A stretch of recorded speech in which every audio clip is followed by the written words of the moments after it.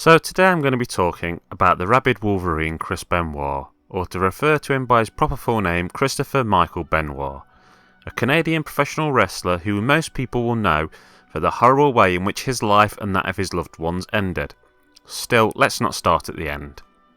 During Benoit's 22-year wrestling career, he worked for numerous promotions including the WWF World Wrestling Federation, or as it's now known, the WWE World Wrestling Entertainment, WCW World Championship Wrestling, ECW Extreme Championship Wrestling, and New Japan Pro Wrestling.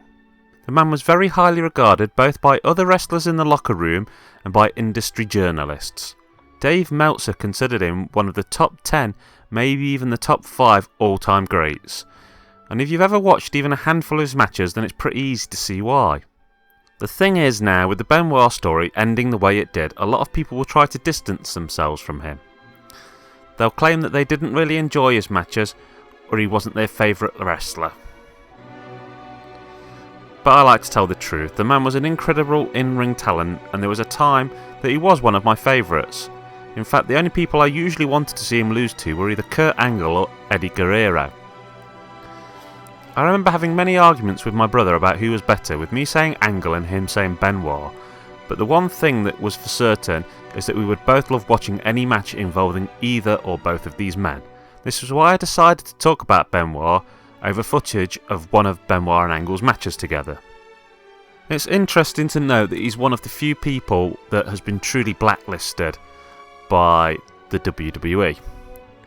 They try to avoid any and all mentions of him, and it's pretty obvious that no matter what he achieved in his career inside or outside of the WWE, he's one person who will never ever get into the Hall of Fame. And the truth is, really, with what he did at the end of his life, it would be wrong to ignore that, I feel, and put him in the Hall of Fame. Still, let's start at the beginning. Chris Benoit was born in Montreal, Quebec, Canada, the son of Michael and Margaret Benoit. He grew up in Edmonton, Alberta, which is where he was billed from throughout the bulk of his career. During his childhood and early adolescence in Edmonton, Benoit idolised Tom Dynamite Kid Billington, a wrestler who, for those who don't know him by name, might better know him as one half of the tag team the British Bulldogs alongside Davey Boy Smith. Benoit began his career in 1985 in Stu Hart's Stampede Wrestling promotion. From the beginning, similarities between Benoit and Billington were apparent, as Benoit adopted many of the Dynamite Kid's moves, such as the diving headbutt and the snap suplex. In fact, initially he was billed as Dynamite Chris Benoit. According to Benoit, in his first match he attempted the diving headbutt before learning how to land correctly, and this knocked the wind out of him, and he said he would never do the move again. If only this had been something he had stuck to, then the story of his life could be a very different one. His debut match was a tag team match on November 22nd, 1985 in Calgary, Alberta, where he teamed with the remarkable Rick Patterson against Butch Moffat and Mike Hammer. Benoit's team won the match after Benoit pinned Moffat with a sunset flip. The first title Benoit ever won was the Stampede British Commonwealth Mid-Heavyweight Championship. In fact, during his tenure in Stampede, he won 4 international tag team and 3 more British Commonwealth titles.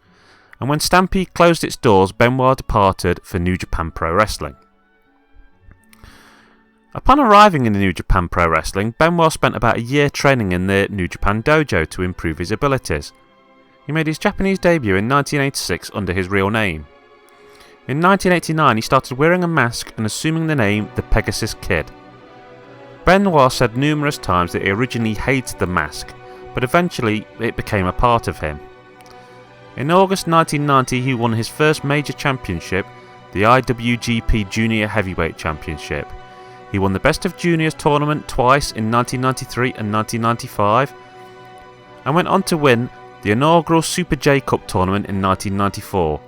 He wrestled outside New Japan occasionally to compete in Mexico and Europe, where he won a few regional championships, including the WWF Light Heavyweight Championship. I would argue one of the reasons he was such a good wrestler is because he wasn't scared to move to a new place and start again training in a whole new style. He started off with the Heart training and then added to this with the training in the New Japan Dojo.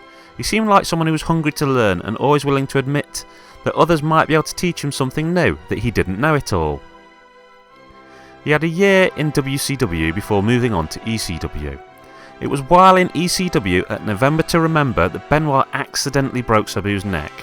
It happened within the opening seconds of a match. The injury came when Benoit threw Sabu with the intention that he take a face-first pancake bump, but Sabu attempted to turn mid-air and take a backdrop bump instead. He did not achieve a full rotation and, because of this, landed almost directly on his neck. After this match, Benoit apparently returned to the locker room and broke down over the possibility that he might have paralysed someone. It seems strange to some that the man who would go on to murder his own wife and child would be so upset that he'd harmed someone, but things are seldom as simple as being good or evil. Many people, including the wrestler Chris Jericho, have since come forward to talk about not only how dedicated Benoit was to the business and to his craft, but also how hard on himself Benoit was. Apparently he would punish himself for any mistakes he felt he had made. If he thought he'd bodged a move or his work had looked less convincing than it should, he'd force himself to do laps or sit-ups or crunches to atone for his mistake, and to try and make himself the best performer possible. You'd expect that for a man who is now considered a monster, everyone would talk about him in that sort of way. But no, the man was very loved by most of the wrestlers in the locker room. His reputation was that of a genuinely nice guy who would do anything to help you. In the Rise and Fall of ECW book, Paul Heyman commented that he had very big plans for Benoit. He wanted to use him as a dominant heel and eventually put the company's main title on him, the ECW World Heavyweight Championship. He wanted to make him the company's long-term champion. I think this just goes to show that Heyman recognised that Benoit had what it takes to be right at the top of a wrestling promotion. Benoit and Dean Malenko won the ECW World Tag Team Championship from Sabu and the Tasmaniac in February 1995, and after winning they were initiated into the Triple Threat stable led by ECW World Heavyweight Champion Shane Douglas. This was Douglas's attempt to recreate the Four Horsemen, as the three-man contingency held all three of the ECW championships at the time. Benoit was forced to leave ECW after his work visa expired, and he returned to touring Japan. So far I've covered about the first 10 years of Benoit's wrestling career.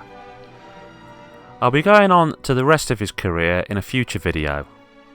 So join me next time where I'll talk about his time in WWE and the day when his life and that of his wife and child ended. Until then, take care of yourself and keep on keeping on.